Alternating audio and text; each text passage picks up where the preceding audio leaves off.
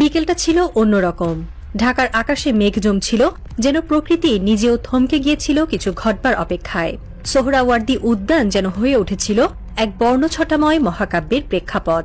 মানুষের ঢল নেমেছিল, বৃদ্ধ, তরুণ, নারী, শিশু, সবার চোখে এক অদ্ভুত প্রত্যাশার আভা।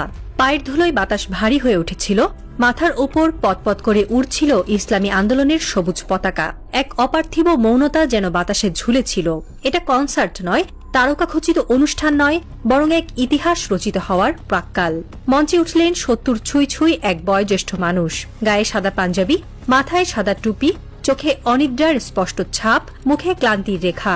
তবু তার চেহারায় ছিল অদ্ভুত এক শান্তি। তিনি ছিলেন এমন একজন যার পদচারণায় গর্জে ওঠে না কোনো আওয়াজ, কিন্তু তার উপস্থিতি গভীর করে তোলে মুহূর্তকে। তার নাম ডক্টর শফিকুর রহমান, বাংলাদেশ জামায়াতে ইসলামী আমির। তিনি যখন মাইক হাতে নিলেন তখন আর কোনো আওয়াজ রইল না। জনতার মাঝে ছড়িয়ে পড়ল নীরবতায় মোড়া বিস্ময়ের ঢেউ। তার কণ্ঠে ছিল না কোনো জড়তা, ছিল না ভয়ের কণা মাত্র, বরং ছিল এক অভ্যন্তরীণ দীপ্তি, ছিল বিশ্বাসের অগ্নিশিখা। আর যেটুকু শক্তি শরীরে অবশিষ্ট ছিল তা তিনি ঢেলে দিলেন জনতার মাঝে। যেন তার শরীর ক্ষয়প্রাপ্ত হলেও হৃদয় তখনও তরুণ, তখনও জ্বলন্ত।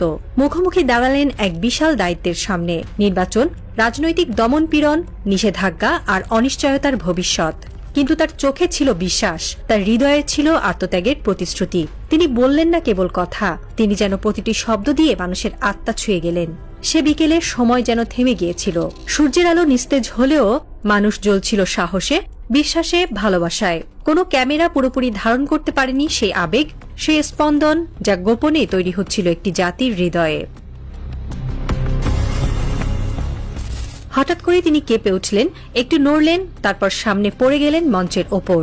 পুরো জনতা চিৎকার করে উঠল, স্যার, আল্লাহু আকবার, আমিরে জামায়াত। চারপাশে দৌড়াদৌড়ি শুরু হলো।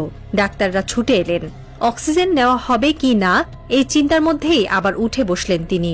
বললেন, একটু পানি দেন। তারপর আবার শুরু করলেন কথা। কেউ থামাতে পারল না। দ্বিতীয়বারও তার শরীর সইল না, আবার পড়ে গেলেন। এবার ঘাড়ের কাছে কাঁপছে মাইক্রোফোন, কিন্তু কণ্ঠ থামেনি। বসে থেকেই বলতে লাগলেন। প্রেসার মাপা হচ্ছে, হার্টবিট দেখা হচ্ছে, কিন্তু তার কণ্ঠে তখন বজ্রপাতের শব্দ। যতদিন হায়াত আছে লড়ব, থামব না। এর দৃশ্য যেন কল্পকাহিনীর মতো। মঞ্চের উপর একজন নেতা পড়ে আছেন, ডাক্তাররা চেষ্টা করছেন তাকে সারাতে, কিন্তু তিনি বসেই বলছেন, আমি এখনো বাঁচি, আমি এখনো বলবো, আমি এখনো লড়ব। বিশ্ব রাজনীতির ইতিহাসে কিছু দৃশ্য থাকে যেগুলো সময়কে ছাড়িয়ে যায়, পরিণত হয় এক চিরন্তন প্রতীকে। 2024 সালে মার্কিন প্রেসিডেন্ট প্রার্থী ডোনাল্ড ট্রাম্প যখন আততায়ী গুলিতে আহত হওয়ার পর রক্তমাখা জামা গায়ে মঞ্চে ফিরে দাঁড়িয়ে বলেছিলেন, ফাইট, ফাইট, ফাইট, তখন সারা দুনিয়া থমকে গিয়েছিল। সাহসের সংজ্ঞা যেন নতুন করে লেখা হচ্ছিল। কিন্তু ঢাকার সোহরাওয়ার্দী উদ্যানের সেই বিকেল আমাদের দেখিয়ে দিল, সাহস শুধু এক ধনী রাষ্ট্রনেতার শরীর থেকে নয়, একজন বৃদ্ধ, সাধারণ, দেহে অসুস্থতা আর ক্লান্তি নিয়ে লড়াইরত ইমানদার মানুষের বুক থেকেও উঠে আসতে পারে এমন এক আগুন। ডক্টর শফিকুর রহমান ছিলেন না কোনো রাষ্ট্রের প্রধান। তার চারপাশে ছিল না নিরাপত্তার বলয়, বুলেট প্রুফ গাড়ি কিংবা স্নাইপার পাহারা। তার সামনে দাঁড়িয়ে ছিল জনতা এবং পেছনে ছিল তার ঈমান। তিনি ছিলেন একা, অথচ তিনি একা ছিলেন না, কারণ তার সাথে ছিল বিশ্বাস, তার সাথে ছিল আত্মিক সাহস, তার সাথে ছিল সেই অদৃশ্য শক্তি যা কেবল একজন সাচ্চা ইমানদারের বুকের ভেতর জ্বলে ওঠে। তিনি যখন মঞ্চে কথা বলতে বলতে হঠাৎ ভেঙে পড়েন, তখন চারিদিকে ছুটোছুটি শুরু হয়। চিকিৎসকরা এগিয়ে আসেন, নেতাকর্মীরা কান্নায় ভেঙে পড়েন, কিন্তু তিনি উঠে বসে আবার বলতে শুরু করেন। শরীর কাঁপছে, চোখে ক্লান্তি, তবু কণ্ঠে আগুন, যেন সময়কে বলে দিচ্ছেন, আমি এখনো শেষ হইনি। তার কণ্ঠে যখন ঝরছিল শেষ রক্তবিন্দু দিয়ে লড়াইয়ের অঙ্গীকার, তখন হাজারো দর্শকের চোখে দেখা যাচ্ছিল অশ্রু আর মুখে চাপা কাঁপন। এটি এক ইমানদারের শক্তি, যেখানে জীবন আর মৃত্যুর ব্যবধান শুধু একটি শ্বাস, কিন্তু বিশ্বাসের কাছে তাও তুচ্ছ।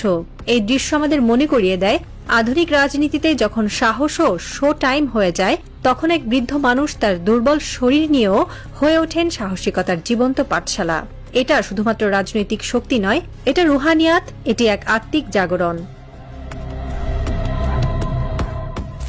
সমালোচনার ঝড়ের মধ্যেও দাঁড়িয়ে বলতে হয়, আপনি জামায়াতের রাজনীতিকে পছন্দ নাও করতে পারেন, আপনি তাদের অতীত ইতিহাসের সঙ্গে দ্বিমত পোষণ করতেই পারেন, কিন্তু একজন মানুষ যিনি নিজের অসুস্থ কাঁপতে থাকা শরীর নিয়েও লাখো জনতার সামনে দাঁড়িয়ে বলেন আমি এখনো বেঁচে আছি, আমি এখনো বলবো, তাকে সম্মান জানানো কেবল রাজনৈতিক সৌজন্য নয়, এটি এক মানবিক দায়িত্ব। সেদিন সোহরাওয়ার্দীর মঞ্চে তিনি ছিলেন না কেবল জামায়াতের আমির, তিনি হয়ে উঠেছিলেন একজন পিতার মতো, একজন মুরব্বীর মতো, যিনি তার সন্তানদের সাহস যোগাতে প্রাণপাত করছেন। কোনো রণকৌশল নয়, কোনো স্ক্রিপ্ট নয়, তিনি বলছিলেন হৃদয়ের গভীর থেকে জন্ম নেওয়া ইমানের কথা। চোখে মুখে ছিল ধৈর্যের দীপ্তি, কণ্ঠে ছিল এক মহান বার্তা, সত্যের পক্ষে দাঁড়ানো মানেই জীবনের শেষ দিন পর্যন্ত লড়ে যাওয়া। এমন সাহসিকতা ধর্ম বা দল চেনে না, এটা আসে হৃদয় থেকে, আসে বিশ্বাসের গভীর থেকে। তার কণ্ঠে ছিল না হিংসা, ছিল না প্রতিশোধ, ছিল কেবল সাহস ও দায়িত্ববোধের অদম্য বহিঃপ্রকাশ। সেদিন তিনি যেন এক সেতু হয়ে উঠেছিলেন, ধর্মীয় বিভাজন, রাজনৈতিক মতপার্থক্য সবকিছুর উপরে উঠে মানুষের হৃদয়ে পৌঁছে যাওয়া এক নির্ভেজাল অনুভবের। ডক্টর শফিকুর রহমান কোন রাজনৈতিক রণকৌশল বা জনপ্রিয়তা অর্জনের কথা বলেননি, তিনি বলতে এসেছিলেন ইমানের ভাষা, ন্যায়ের পক্ষে দাঁড়ানোর অদম্য সাহসের গল্প। রাজনৈতিকভাবে বাংলাদেশে জামায়াত এখন কোণঠাসা, নির্বাচনের মাঠে নিষিদ্ধ, প্রশাসনিক দমন পীড়নের শিকার, কিন্তু সেই বাস্তবতার ভেতরেও একজন বৃদ্ধ আমির, যিনি চিকিৎসকের পরামর্শ উপেক্ষা করে জনতার সামনে দাঁড়ান, তার লড়াই হয়ে ওঠে প্রতিরোধের প্রতীক।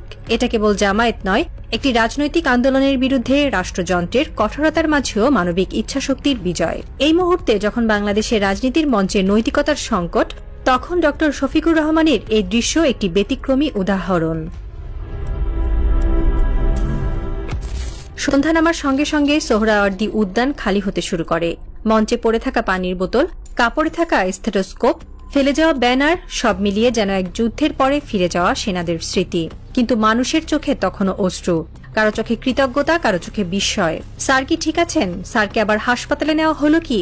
এসব জিজ্ঞাসা বাতাসে ভেসে বেড়ায়। তবুও মনে পড়ে যায় সেই কথাগুলো, আমি এখনো বাঁচি, এখনো বলবো, আমি এখনো লড়বো।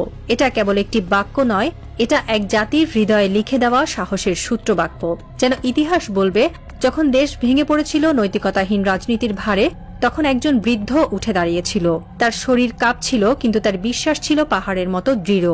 এখনকার তরুণ সমাজ ক্লান্ত, অস্থির, হাল ছাড়ে দ্রুত। তারা অনেকেই মনে করে একটা পর্যায়ে গিয়ে থেমে যেতে হয়, মাথা নিচু করতে হয়, আত্মসমর্পণই বাস্তবতা। কিন্তু ইতিহাস বারবার প্রমাণ করেছে সবচেয়ে বড় শক্তি অস্ত্রে নয়, সাহসে। সেদিন সোহরাওয়ার্দী উদ্যানে সেই মুহূর্তে একজন বৃদ্ধ মানুষ মঞ্চে পড়ে গিয়ে যখন আবার উঠে বসে বললেন আমি এখনো বেঁচে আছি, আমি এখনো বলবো, তখন তিনি কেবল নিজের রাজনৈতিক অবস্থান ব্যাখ্যা করেননি, তিনি একটি জাতিকে নতুন করে দাঁড়াতে শিখিয়েছিলেন। যখন কেউ চাপে পড়ে ধৈর্য হারিয়ে দেয়, তখন মনে রাখতে হবে সেই বৃদ্ধ মানুষটির কথা। তিনি চোখে চোখ রেখে মৃত্যুকে চ্যালেঞ্জ করেছিলেন। এই লড়াই ছিল ব্যক্তিগত নয়, এটা ছিল এক বিশ্বাসের, এক আদর্শের লড়াই, যেখান থেকে উঠে আসে চিরন্তন পাঠ, ন্যায়বোধ। হারিয়ে গেলে মানুষ বাঁচে না, টিকে থাকে না কোনো সভ্যতা।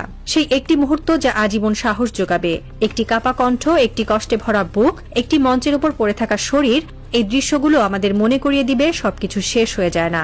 শেষ মানেই থেমে যাওয়া নয়, শেষ মানেই হয়তো শুরু নতুন কোনো সংগ্রামের, নতুন কোনো ইতিহাস লেখার। এমন মানুষেরা রাজনীতির কাগজে হয়তো নাম পায় না, কিন্তু তারা মানুষের মনে গেঁথে থাকেন যুগের পর যুগ। হয়তো একদিন কোনো ক্লান্ত তরুণ রাজপথে হাল ছেড়ে দিতে চাইবে, তখন কেউ বলবে তুমি কি সেই বৃদ্ধ মানুষটির কথা জানো, যিনি মৃত্যুর মুখোমুখি হয়েও বলেছিলেন আমি থামবো না।